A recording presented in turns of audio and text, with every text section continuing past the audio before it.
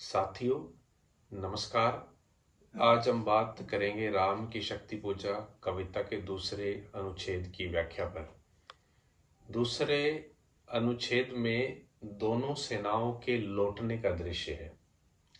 अगर देखा जाए तो इस दीर्घ कविता की, इस लंबी कविता की कथा वस्तु वर्णन के माध्यम से नहीं, वर्ण दृश्यों के माध्यम से ये कविता 312 पंक्तियों की है।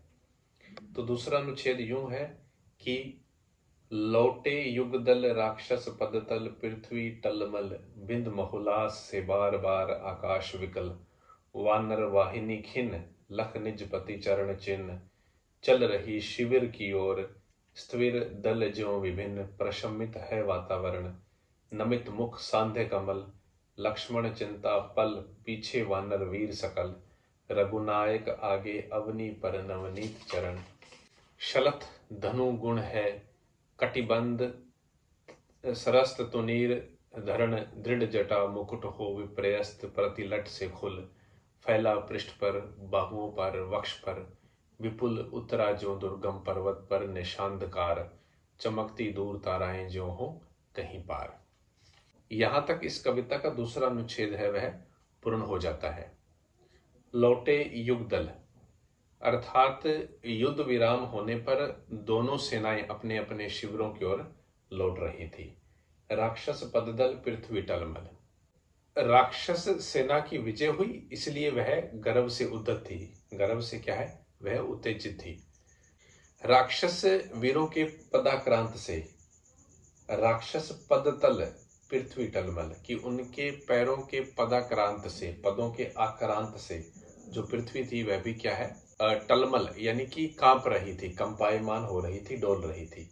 बिंद महोल्लास से बार बार आकाश विकल, उनके जय जयकार से, उनके महान उल्लास से, उनके जय जयकार के नारों से आकाश जैसे क्या है, आक्रांत हो उठा हो, वो भी क्या है, विचलित हो गया हो। वानर वाहिनी खिन लख निज पति चरण चिन्ह चल रही शिविर की ओर स्थविल दल ज्यों विभिन्न।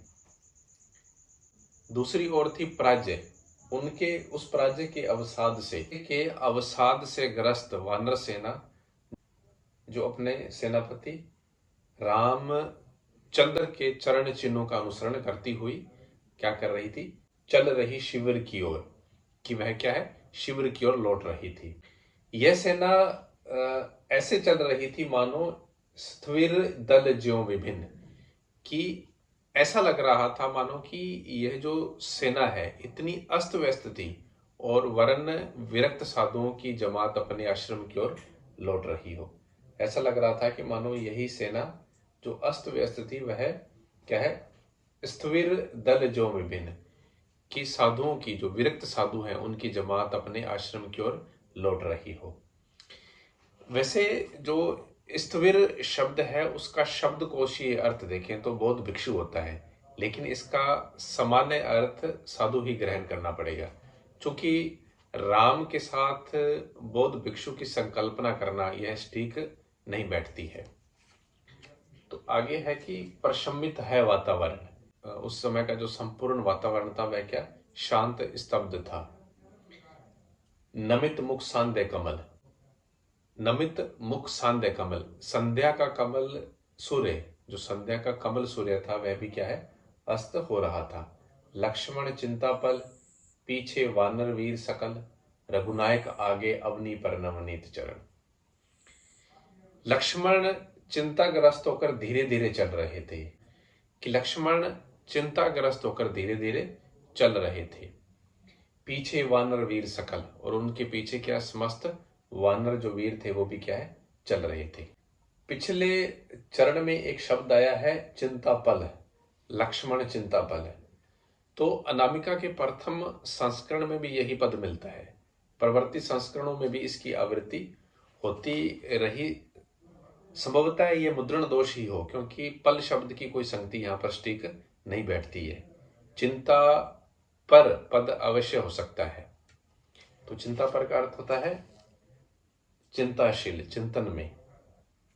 पीछे वानर वीर सकल, की उसी लक्ष्मण के पीछे क्या है, संपूर्ण जो वानर वीर थे वह चल रहे थे। रघुनायक आगे अवनी पर नवनीत चरण, रघुनायक आगे अवनी पर नवनीत चरण, शलथ धनु गुण कटिबंध सरस्त तुनीर धरण।